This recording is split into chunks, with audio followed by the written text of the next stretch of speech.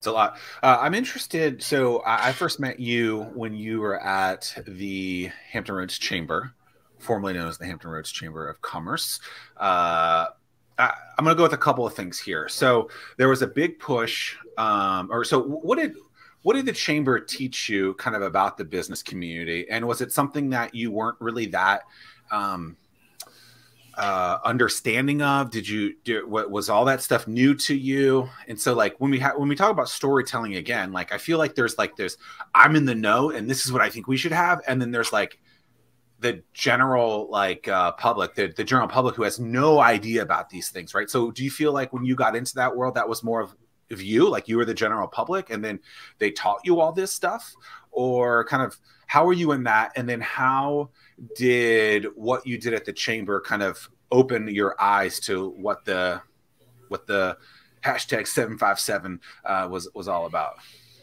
Absolutely. So I honestly didn't even know what a chamber was or did until I started working there. That I wish I would have known about it many years ago in another life doing something else. But the chamber taught me an awful lot from a business to business standpoint, being able to interact with legislators and work with a diverse group of companies from small mom and pops and solopreneurs all the way up to the largest employers in the region and everything in between there. So to really understand the pain points, the access to information, kind of how to go about getting what you need done in our region, that those relationships, the events that we were able to put on and execute, and then just staying in the know with what's happening, I think made me certainly uniquely positioned to be able to help a wide variety of people. I think so much of kind of what you do and what I'm doing now and what I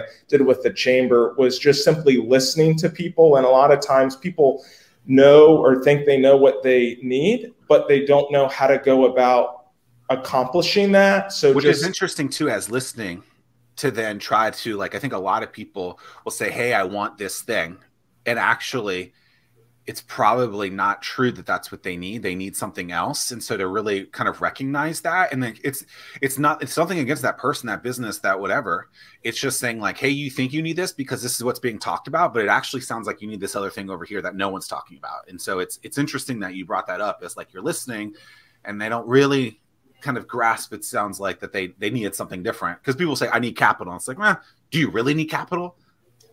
I mean, to me, that's the big one in the areas where people say I need capital. And it's like, well, what would you do if I gave you 100 grand? Well, I don't know. It sounds like you don't need capital then. no, you're exactly right. That I think that a lot of people are misinformed with kind of the information or the next steps or where they need to go and take their company. And raising outside capital isn't the right or best decision for all companies, and that's okay. There are plenty of companies that don't need to go that route. Certainly, kind of in the space that we're in, that's a little bit different than a lot of the companies that I had the privilege of working with at the chamber. But it just goes to show that by asking the right questions, by listening to get to the root cause of kind of what they're looking for, that it provides an opportunity to educate them and empower them and open up their eyes to, I think, looking at their problem or situation through a different lens, which is much more impactful and ultimately will help them in ways that they didn't even know they needed the help in, if that makes sense. Stuck at your home office, socially distanced coffee shop, or your fancy all bricked out corner office, wondering why no one can see your business and sales are all over the place?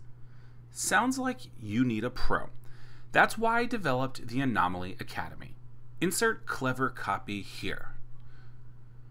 Oh, I guess I was supposed to put something else there. Oops.